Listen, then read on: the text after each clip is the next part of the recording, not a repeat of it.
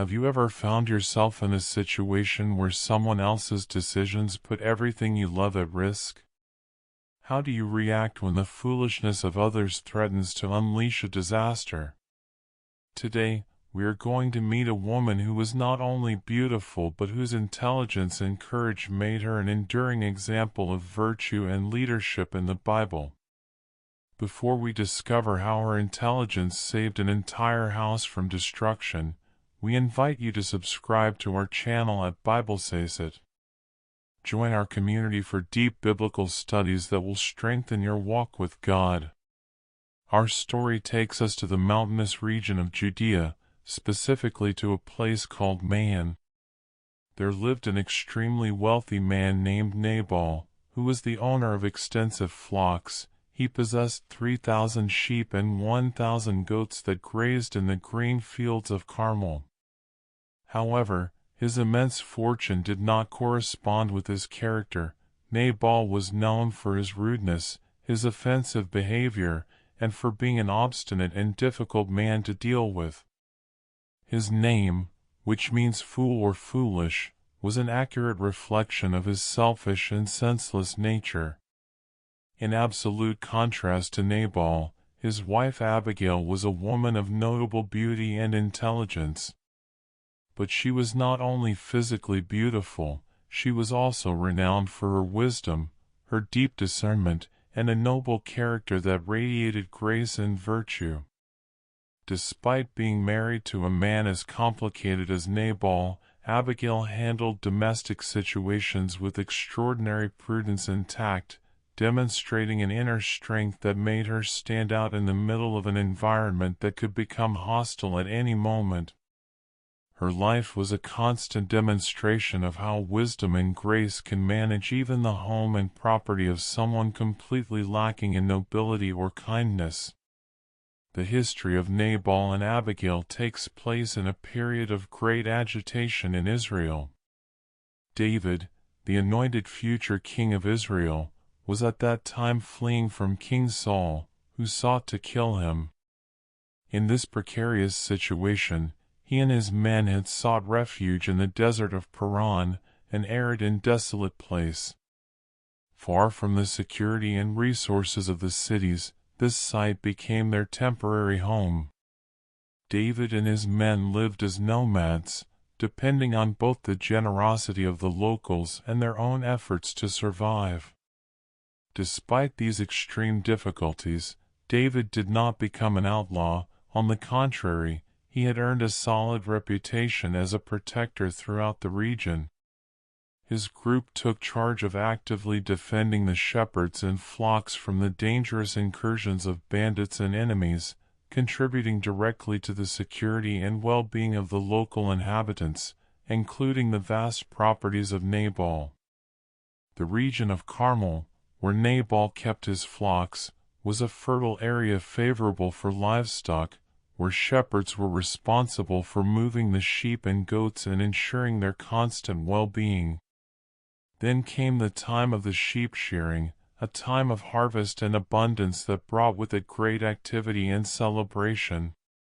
It was customary in those times to show generosity and hospitality, especially toward those who had helped protect the flocks during the year. However, here the conflict of character arose once again. Nabal occupied a prominent position because of his great wealth, but this did not correspond with a reputation for nobility or generosity.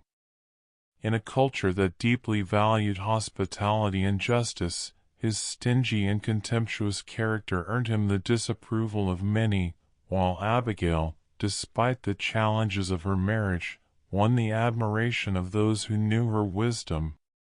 It was in this context that David decided to send a message of peace to Nabal, hoping that the protection provided would be reciprocated on that good day of celebration. During the shearing season, a time of abundance and traditional hospitality, David sent 10 of his young men with very specific instructions to approach Nabal.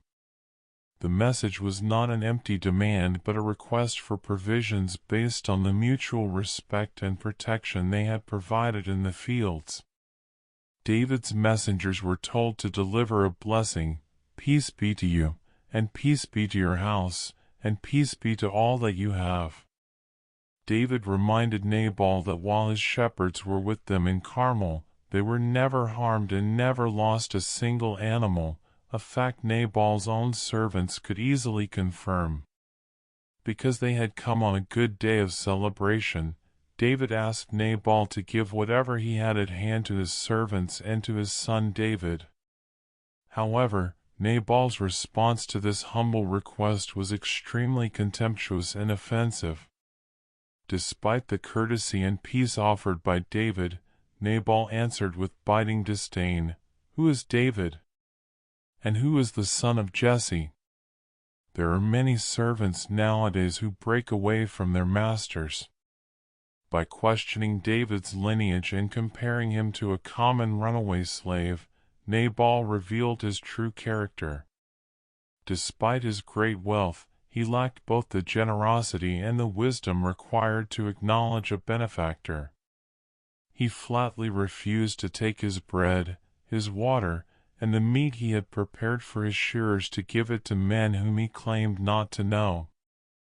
When the young men returned and gave their report, David was instantly filled with fury. Nabal's total lack of consideration and his public insults were interpreted as a grave personal affront. In a sudden burst of anger, David ordered his men to gird on their swords, and he girded on his own, determined to avenge the injury committed by Nabal. David then made a fearful oath, vowing that if he left so much as one male belonging to Nabal alive until the morning, God should do even more to the enemies of David. The house of Nabal was now under a death sentence that only a miracle of wisdom could stop.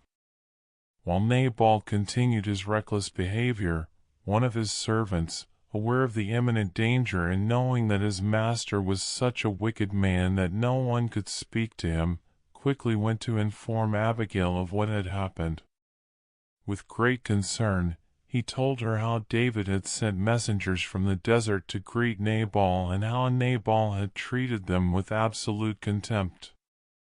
The servant, having witnessed the reality in the fields, testified to her about the invaluable and selfless protection David and his men had provided. "Those men were very good to us, and we were not hurt, nor did we miss anything as long as we accompanied them." He even described that security as a wall protecting them both night and day while they were minding the sheep. Abigail, gifted with superior understanding and practical intelligence, immediately grasped the gravity of the situation and her husband's dangerous folly. Knowing that disaster was inevitable if she did not intervene at once, she decided to act with prodigious speed to save her house from ruin. With admirable determination and without informing Nabal, understanding that his foolishness would only hinder any rescue attempt, she began preparing a generous and massive provision of food to intercept David and his troops.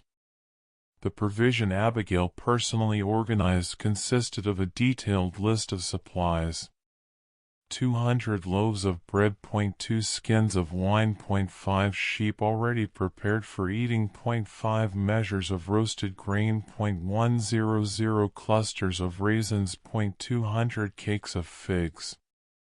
She loaded all of this onto donkeys and instructed her servants to go on ahead of her, while she followed closely behind. She hurried to intercept David on the road before the future king could reach her home with his sword drawn, preparing herself with unwavering courage to plead for the life of her entire household. As Abigail descended through the mountain pass, the tension in the air was thick enough to feel. Suddenly, there he was, David, the future king of Israel, leading 400 armed men determined to carry out a lethal vengeance. This was the moment where courage met crisis. Instead of turning back or hiding, Abigail moved toward the very man who had vowed to destroy her household, ready to plead for their lives. When she saw David, she didn't just stop, she performed an act of profound spiritual and political diplomacy. She jumped off her donkey and fell on her face before David, bowing to the ground in a deep act of respect and reverence. In a culture where status was everything, this wealthy and beautiful woman chose total humility to disarm a warrior's rage. "My lord, let this sin be on me alone," she began, a masterstroke of mediation where she asked for the guilt to fall on her so she could speak on behalf of her house. Her words were not just persuasive, they were deeply discerning. She urged David not to pay any attention to Nabal, whom she described as a wicked man whose name, meaning folly, was the perfect summary of his character. Nabal is his name, and folly is with him. She explained that she had not personally seen the messengers David had sent, which provided a graceful out for the tension between the two leaders. Abigail then spoke with a prophetic authority that must have stunned David. She reminded him that it was the Lord himself who had stopped him from shedding blood and taking revenge with his own hands. She prophesied that God would certainly make David a sure house because he fought the battles of the Lord and no evil had been found in him throughout his days. She warned him that when he finally sat on the throne of Israel, he would not want the heavy burden of remorse or stumbling for having shed blood without cause. The words of Abigail didn't just reach David's ears, they touched the very depths of his heart. As a man who sought to follow God's will, David immediately recognized the wisdom and the divine truth in what she was saying. In an instant, the burning rage that had fueled his march across the mountains simply dissipated. Instead of an angry warrior, David became a man of worship, praising God for sending Abigail to stop him from committing a terrible injustice that would have haunted his future reign. David's gratitude toward Abigail was evident and overflowing in his response. He declared, "Blessed be the Lord God of Israel, who sent you this day to meet me." He didn't just thank God for the outcome, he specifically blessed Abigail's discernment. "And blessed be your prudence, and blessed be you, who have kept me this day from coming to shed blood and from avenging myself with my own hand." David was fully aware of how close he had come to a spiritual catastrophe, and he credited her quick action for his preservation. He was brutally honest about the fate she had averted. David confessed that as surely as the Lord God of Israel lives, if she had not hurried to come and meet him, by the dawn of the next day, not a single male belonging to Nabal would have been left alive. This acknowledgment highlighted that her courage was not just a nice gesture, but a literal life-saving intervention for hundreds of people. To seal the peace, David graciously accepted the massive provision of gifts that Abigail had brought from her hand. He assured her that her mission was successful and that he would respect her person and her request. He gave her a blessing of safety to carry back to her home, saying, "Go up in peace to your house. See, I have heeded your voice and respected your person." Abigail's prudence and wisdom had not only saved her family from a massacre but had also kept the integrity and the honor of the future king intact. After her successful and historic intervention with David, Abigail returned to her home with a deep sense of relief and gratitude for the lives that had been spared. However, the scene she walked into was a stark and bitter contrast to the life-or-death crisis she had just navigated. She found Nabal celebrating a lavish banquet in his house, a feast so opulent it was as if he were a king. While his entire household had been on the verge of total destruction, Nabal was completely drunk, enjoying his wealth and revelry without any knowledge of the danger that had hovered over his head. In this moment, Abigail once again demonstrated her extraordinary prudence and wisdom. Seeing that Nabal was heavily under the influence of wine, she realized that it was impossible to reason with him or make him understand the gravity of the situation. She chose to say absolutely nothing to him that night, waiting patiently until the next morning when he would be sober and his mind would be clear enough to grasp the truth. The next morning, when the wine had gone out of Nabal and he had recovered his sobriety, Abigail told him everything that had occurred. She recounted how David and his 400 armed men had been on their way to attack them and how she had risked everything to intercept them and prevent a massacre. The news hit Nabal with a devastating force. He was suddenly paralyzed by intense fear and shock. The Bible records that his heart became like a stone and he became completely immobile. This description suggests that the sheer terror of his narrow escape caused a massive physical collapse, possibly a stroke or a heart attack brought on by the emotional impact. Nabal remained in this state for about 10 days until the final judgment fell. The scripture tells us that the Lord struck Nabal, and he died. His death was not seen as a mere accident, but as an act of divine justice against his pride, his stinginess, and his contempt for God's anointed.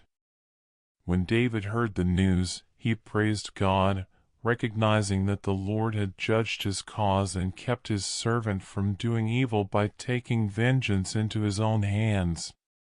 With Nabal's passing, Abigail found herself a widow, finally liberated from the suffocating bonds of a marriage to a man who was as cruel as he was foolish. But her story was far from ending in the quiet hills of Maine. The news of her daring, swift, and exceptionally wise intervention had traveled quickly through the region, eventually reaching the ears of David. David did not merely remember her as a woman of striking physical beauty. He recognized that she possessed a rare and vital level of intelligence and virtue. He saw clearly that she had been the instrumental force in preventing a blood-stained tragedy that would have forever marred his legacy as a leader. Realizing that a woman of such character would be the ideal companion for a future king, David sent his messengers to Abigail with a formal proposal of marriage. I have created an image of the messengers presenting David's proposal to Abigail to highlight her transition from widowhood to royalty. When David's messengers arrived and delivered his words, Abigail's response was a masterclass in grace and humility. Even though she was being invited to transition from the widow of a fool to the wife of the anointed of Israel, she did not allow pride to enter her heart. Instead, she prostrated herself before the messengers, showing profound respect. Her words reflected a heart that was ready to serve in any capacity. "Behold, your maidservant is a maidservant to wash the feet of the servants of my Lord." This was not just a polite expression, it was a sincere reflection of her modest nature and her readiness to support the divine mission David was carrying out. Abigail did not hesitate to step into this new chapter of her life.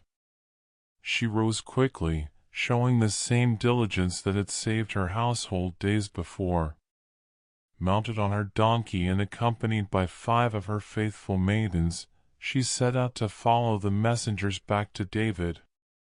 Upon her arrival, she officially became his wife, marking a union that was far more than a personal arrangement. This marriage symbolized the powerful merging of wisdom and leadership, creating a foundation of diplomacy and discernment that would be absolutely essential as David moved toward the throne of Israel. After the wedding, Abigail made the significant move to David's camp, transitioning from her former life of luxury at her estate to the nomadic and often dangerous life of his followers. She fully integrated into this group, but she did not come merely as a companion. She brought with her a rare depth of wisdom and discernment that would benefit David's entire family and his growing movement.